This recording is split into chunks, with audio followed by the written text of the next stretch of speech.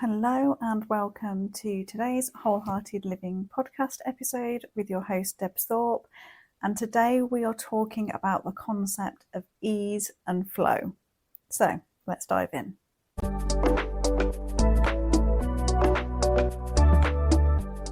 So today I wanted to touch on this concept of ease and flow.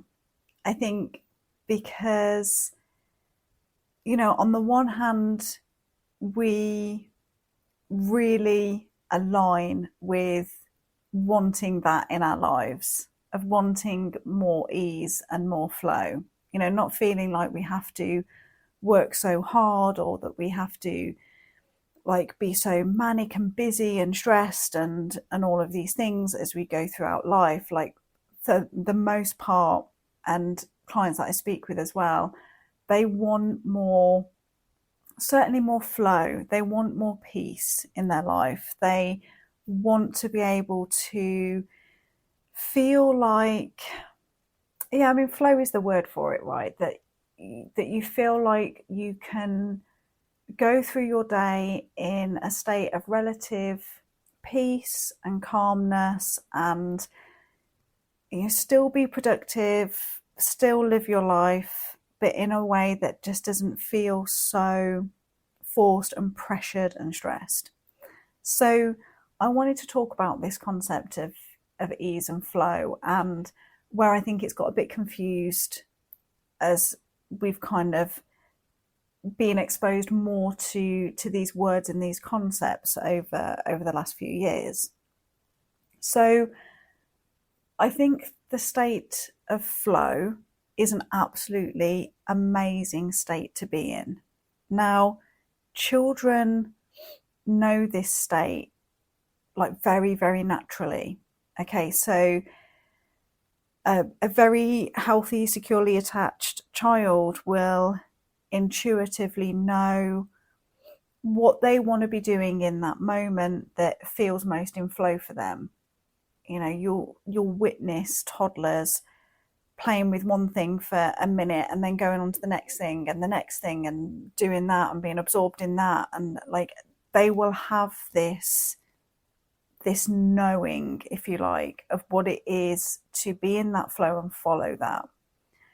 And through various different reasons, as we grow and go through life, we tend to experience times where we become more and more disconnected from that. We put lots of rules and structure and all kinds of stuff around that flow, and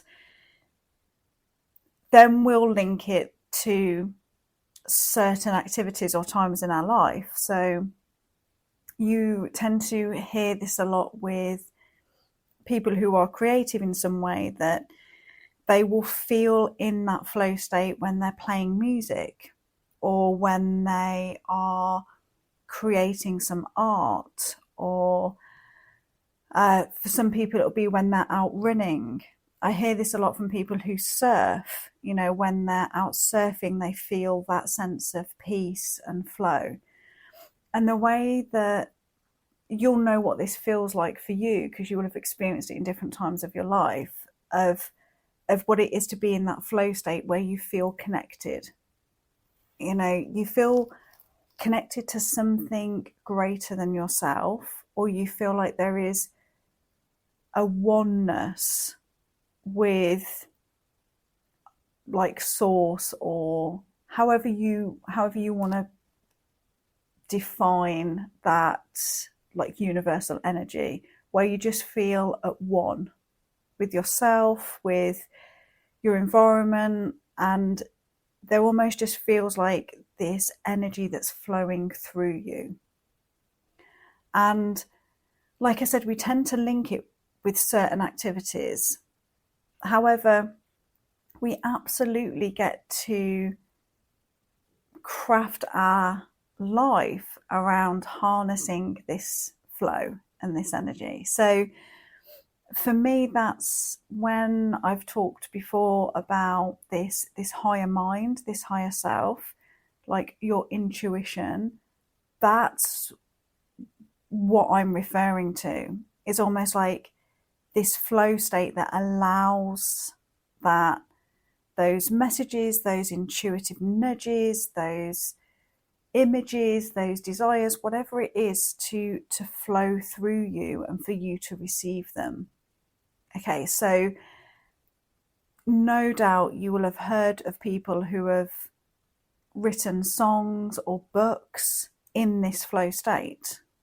Okay, where it's like the lyrics have just appeared to them, or they've sat down to write and the words have just flowed out of them.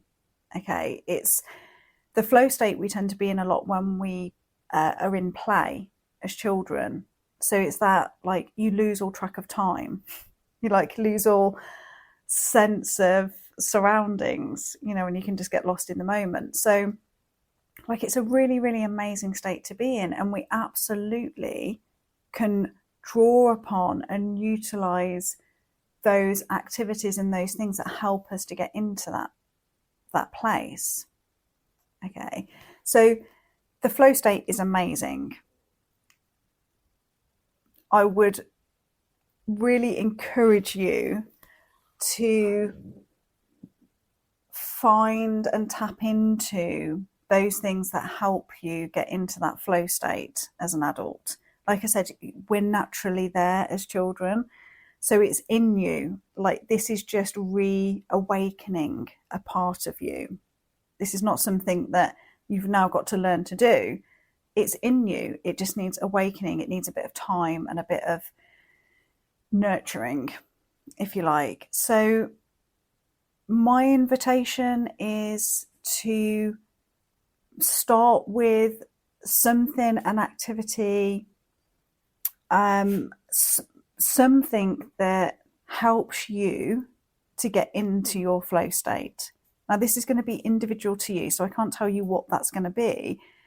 If you're struggling to think what that is for you, go back to the activities, the things that you did as a child that you could lose yourself in. So when I think about this, for me, as a child, I was always outside. Always. Any moment that I could be, I was outside. I was that kid that, would leave the house in the morning, and as long as I was back by tea time, I would be out all day. I'd be building dens. I'd be like out with my friends. Like, I was always outside, and I could lose all sense of time, and literally just that for me was where I felt most at peace, most calm. And so that's still true for me today, that for me to access my most powerful flow state, if you like, I need to be outside. I need to be in nature. It's when some of the best ideas will come to me. It's when I can feel most at peace with myself. It will be when I'm outside in nature somewhere. So go to the things that you naturally were drawn to as a child, as like the basis of discovering what some of those things will be now as an adult that will help you access your flow state. And like I invite you to do with a lot of these things on this podcast, is to be playful with it, is to experiment, is to try something new and not put judgment on it. What is it to be creative, or get some Play-Doh out, or like sponge paints out and just play? Like, not have to feel like you've got to create something at the end that needs to be this masterpiece, but you can actually just enjoy the process of the play. I now at nearly 40 have Play-Doh, I have paints, I have all of these things to access almost like that playful creative state that doesn't require me to produce anything at the end of it. I can just get lost in the process. So be playful with this. That's my invitation for you. I also want to swing this back to ease, because this is a concept that has changed for me throughout my life, depending on where I've been at personally. So I come from a very working class background. I was taught the value of hard work and working for everything that you've got. And so working hard for things is my default like narrative and position, and I always have done. Okay, so whatever business success I have had over the years, and generally whatever I've achieved, it's come as a result of hard work, because that's been my belief system. So when I started to get introduced to the concept of ease, I was like, wow, that's all I want. I just want ease in my life. But that really, really came up against my deeply embedded belief of, but you need to work hard for everything, right? You know, anything that comes easy is not worth having. You know, all of these types of beliefs, right? So I really rejected ease, and ease felt lazy to me for a long time. And I genuinely couldn't stand the thought of being lazy. Like, that was, I liken lazy to me as the, for those who have watched Back to the Future, whenever Marty McFly gets called chicken, like he just, that's his trigger word, right? Lazy was my trigger word. Just couldn't bear the thought that anyone would think I was lazy, right? So, you know, I can smile about it now because I'm all good with it. But it was so opposing to me to think of like ease. You know, I really struggled to imagine what that even would look like in the beginning. And so we can have all of these different beliefs that will impact our experience of life. And so always having to work hard for everything that you want really counteracted what was a desire for me, that I did want some level of ease in my life. I didn't want everything to be hard work. I didn't want everything that I wanted in life to feel so hard and pressured and, yeah, just exhausting, right? But I also didn't have a concept of what ease would be either. And so I want to invite you that if that resonates for you as well, I want you to begin to explore what a concept of ease might look like. Because I just want to say for the record here, ease does not mean easy. They are two very, very different things. So, you know, for those who have listened to the second bonus episode where I talk about what it is to tap into your dreams and desires and for them to actually become reality, my life now is full of so much more ease. I know what it is to access that flow state more. I know what it is to receive intuitive ideas and take action on them, rather than like force myself to sit down for hours and hours and hours and try and dredge up things in my own brain, right, to action. That to me is ease. My life has so much more ease now. However, that's not the same as easy.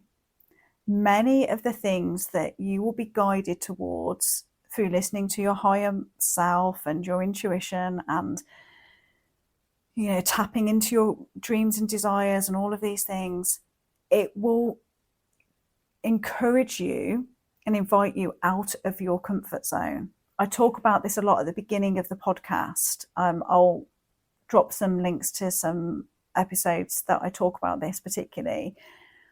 It will take you to a place of discomfort. It will require you to dig deep into courage and bravery and, you know, having to get to know yourself on a whole new level, and, you know, really require you to find more and more love and compassion for yourself as you walk into this discomfort, right? So that's not easy. Okay, those uncomfortable conversations you might have to have, the actions that require you to step out of your comfort zone, it requiring you to develop new skills or learn different mindset tools or whatever it might be that you're being called to, might not be easy, but it will be the path to the greatest ease. Okay, so one example that I will use for this is for someone who wants to they want to just be fit and healthy. Okay, so maybe they want to build some muscle strength, maybe they want to become leaner, they want to lose a bit of weight, they just want to feel better in themselves. They want to feel like they get up in the morning and they've got energy, right? They don't want to feel lethargic and all of these things. And so that's a desire for them. That's a real true desire. They can feel it within themselves that they want to be this healthy person who's full of energy, that has got a body that can support them in doing all of the things that they want to do in life. Maybe they want to go on a trekking holiday that adventures across the Dolomites, for example, and they want to be physically fit enough to be able to do that and enjoy it, and that's a desire that they have. Now, you could go and consult all of the logical things that would go, okay, well, this is what you need to do. You need to do this workout in the gym and you need to do blah, blah, blah, blah. And that can feel, hard, like a long, hard slog to get there. Or you can feel that desire, you can see it, you can feel it, that's who you want to be, that's what you want to embody. And you can follow the guidance of your desire and your higher self that is going to get you there with the path that is the best one for you. Now, that might be going to a dance class. It might be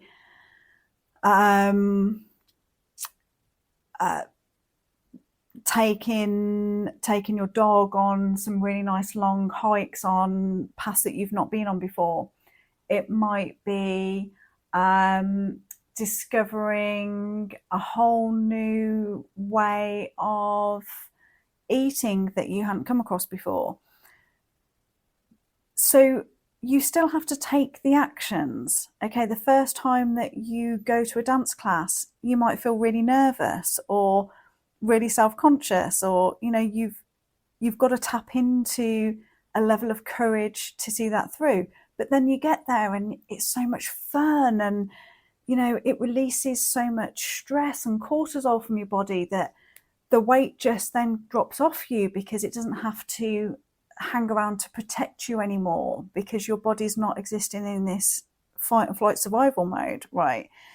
So what hopefully you can begin to see throughout this episode is that we absolutely get to live in a state of flow. We get to experience a level of ease in our life. That doesn't mean that it's going to be easy. And hopefully you can begin to distinguish the difference. And actually, I would challenge someone who would say that they want a bigger life or they want more in life, but actually they just want an easy life, because those two things don't go together. My word, we know enough now, don't we, in personal development, with the likes of Brené Brown talks amazingly about this, that it's the calling to a wholehearted life is not an easy one, but it's the most fulfilling. And so I just want to leave you with that thought from today's episode, that you absolutely get to live a life that is just, it is full of peace and calm and clarity and expansion and flow and ease. Absolutely, that's possible for you. It will also challenge you. But the more that you can integrate the tools that I talk about in this podcast, the more that you can navigate your inner world and what all of this means, the easier it becomes to navigate. Because there's never going to be a point that you get to in your life where you're like, okay, well, that's it now. There's always going to be growth. There's always going to be more. There's always going to be expansion. That's a natural part of who we are, of our growth. We get better at navigating that, at not getting caught up into, our little human, like survival self, if you like, that needs to know and control. And, I talk about this in another podcast episode. So that's my invitation to you today, is I want you to hear that the life of flow and ease is absolutely possible for you, that you can integrate the flow state into your life far more by tuning into receiving that flow state, to doing the activities that encourage you to be in that flow state. Okay, they require some effort, probably in the beginning, but you reap the reward from actually being in the flow state as a result of it, and everything that comes from that. And that you get to choose ease, but that's very different to easy. I'm at the stage now with my journey that it's actually easier for me to tune into my intuition and follow that guidance, even when it's uncomfortable and even when it's challenging. It's still easier for me to do that than have a whole freaking mental battle about something that keeps me stuck and locked in something that is not helpful to me. Like, it's actually easier if I just tap in and do the thing, even if that's uncomfortable, than it is to stay stuck in a cycle. So, I guess we choose our own definition of easy in that respect. I've trained myself enough now over the years to know that actually if I've got that intuitive idea of going for a walk or a run, for example, because I don't know, maybe that's what my body needs in that moment. Maybe that's what the universe is. Maybe it wants me to see something when I'm out on the run. Maybe it wants to communicate an idea to me that I'm not going to receive in any other way. I don't know, but I've got that intuitive nudge that's like, you need to go for a run. It's harder for me to stay sat on the sofa and not do it. Like, it's uncomfortable for me to sit in knowing that intuitive nudge of go for a run and like stay sitting on the sofa. It's actually, I've trained myself enough now to have such a strong,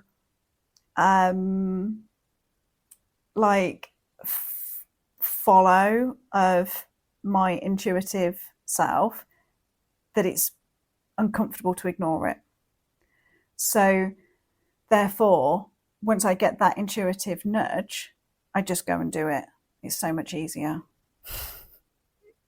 My physical body might not be thinking so. It might go, no, let's sit on the sofa. It's gonna, your legs are gonna ache, and this is gonna be really uncomfortable. And all of that stuff. My physical body might be have other ideas about it, but I know that will get on board, right? So that's what I mean about playing with this, experimenting with this, that it's taken some,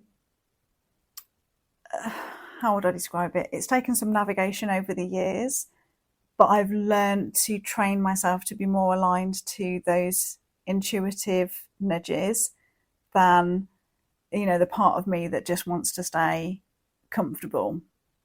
And so for me now, it is easier to follow the intuitive nudges, but it wasn't always that way, So that's where I'm going to leave it for today. Hopefully that's given you an insight on these concepts of ease and flow, how you absolutely can integrate them into your life today. Like, this gets to start for you today, and you get to choose what's easy and what's not, and define what that is.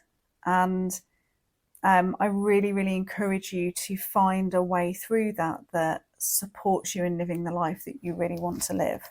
And if you've got any questions at all about this, if you'd really love to learn more about harnessing this in your life, please do drop me an email. I'm more than happy to point you in the direction of some resources and things that can help support you even more. Okay, wishing you an amazing week, and I look forward to connecting with you very soon. Bye for now.